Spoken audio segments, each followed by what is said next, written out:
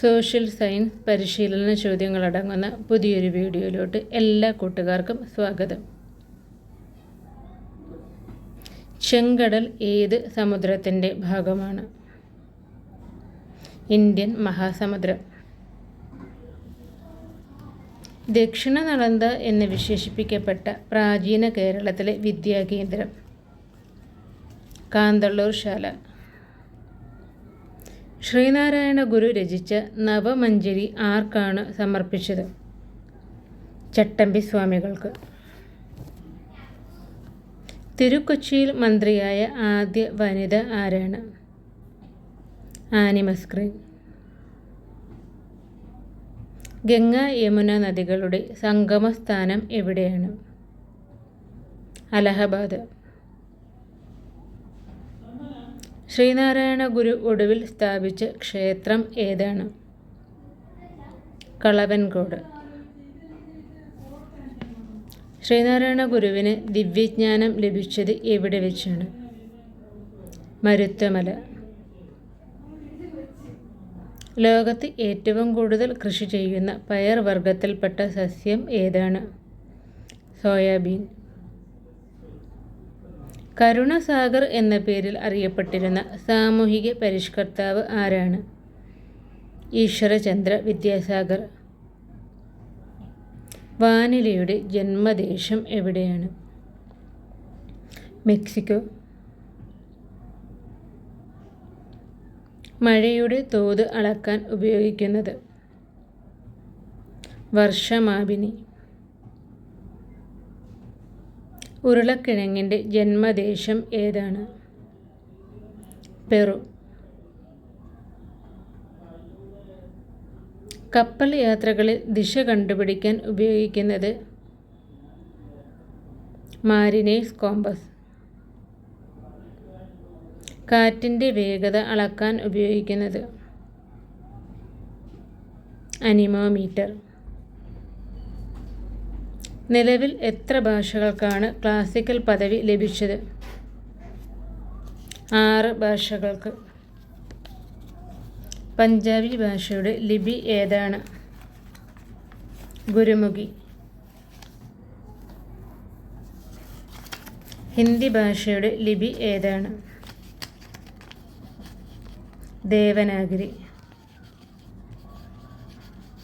സമാധാനത്തിനുള്ള Nobel സമ്മാനം ലഭിച്ച ആദ്യ ഇന്ത്യൻ വനിത? Mother Teresa. ചെങ്ങറ ഭൂസമരം നടന്ന ജില്ല ഏതാണ്? പത്തനംതിട്ട. കൊൽക്കത്തയിൽ നിന്നും ഇന്ത്യയുടെ തലസ്ഥാനം ഡൽഹിയിലേക്ക് മാറ്റിയത് ഏത് വർഷമാണ്? 1911. ഡൽഹി കേന്ദ്രഭരണ പ്രദേശമായത് ഏത് വർഷമാണ്? 1956. ഡൽഹി അറിയപ്പെട്ടിരുന്ന പഴയ പേര് എന്താണ്? ഇന്ദ്രപ്രസ്ഥം. ഇന്ത്യ ഗേറ്റ് തുടക്കത്തിൽ അറിയപ്പെട്ടിരുന്നത് എങ്ങനെയാണ്? All India war memorial. ഇന്ത്യയിൽ ആദ്യമായി ഈ റേഷൻ കാർഡ് നിലവിൽ വന്നത് എവിടെയാണ്? ഡൽഹി. ബാലഗംഗാധര തിലക് സ്ഥാപിച്ച ഇംഗ്ലീഷ് പത്രം ഏതാണ്? മറാത്ത. കേന്ദ്ര തോട്ടവിള ഗവേഷണ കേന്ദ്രം സ്ഥിതി ചെയ്യുന്നത് എവിടെയാണ്?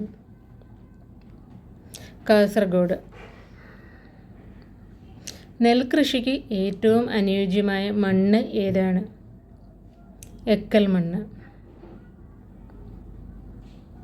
ലോകത്ത് ഏറ്റവും കൂടുതൽ തടാകങ്ങൾ ഉള്ള രാജ്യം ഏതാണ്? കാനഡ. ഇന്ത്യയിലെ ധവള വിപ്ലവത്തിൻ്റെ പിതാവ് എന്നറിയപ്പെടുന്നത് ആരെയാണ്? ഡോക്ടർ വർഗീസ് കുര്യൻ.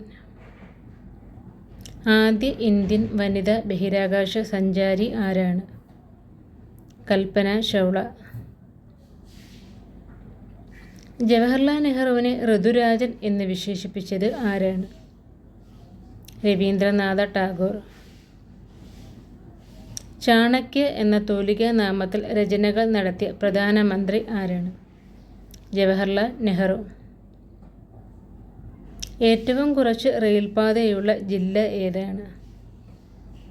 പത്തനംതിട്ട ജില്ല. മധ്യ തിരുവിതാംകൂറിലെ ജീവനാഡി എന്നറിയപ്പെടുന്ന നദി ഏതാണ്? പമ്പാ നദി. ശബരിഗിരി പദ്ധതി ഏത് നദിയിലാണ്? പമ്പാ നദിയിൽ. ജലത്തിലെ പൂരം എന്നറിയപ്പെടുന്നത്? ആറന്മുള ഉത്രട്ടാതി വള്ളംകളി. കൂട്ടുകാർക്കുള്ള ചോദ്യമാണ് അടുത്തത്. വേലുത്തമ്പി ദളവയുടെ അന്ത്യം കൊണ്ട് പ്രസിദ്ധമായ സ്ഥലം ഏതാണ്? ഉത്തരം അറിയാവുന്ന കൂട്ടുകാർ കമൻറ്റ് ചെയ്തോളൂ. കഴിഞ്ഞ വീഡിയോയിലെ ചോദ്യം തിരുവോണം മലബാറിൽ ആണ്ടുപിറവി ആണെന്ന് സൂചിപ്പിക്കുന്ന വില്യം ലോഗൻ്റെ കൃതി ഏതായിരുന്നു? മലബാർ മാനുവൽ എന്നതാണ് ഉത്തരം. ഉത്തരം പറഞ്ഞ അനികയ്ക്കും അൻഷയ്ക്കും എല്ലാവിധ ആശംസകൾ. എൻ്റെ ചാനലിൽ ഓഗസ്റ്റ് വരെയുള്ള എല്ലാ കറണ്ട് അഫെയറും ഇട്ടിട്ടുണ്ട്. എക്സാമിന് പോകുന്നതിന് മുന്നായി കൂട്ടുകാർ അതെല്ലാം ഒന്ന് കാണാൻ ശ്രമിക്കുക. അടുത്തൊരു വീഡിയോ ആയിട്ട് നമുക്ക് വീണ്ടും കണ്ടുമുട്ടാം.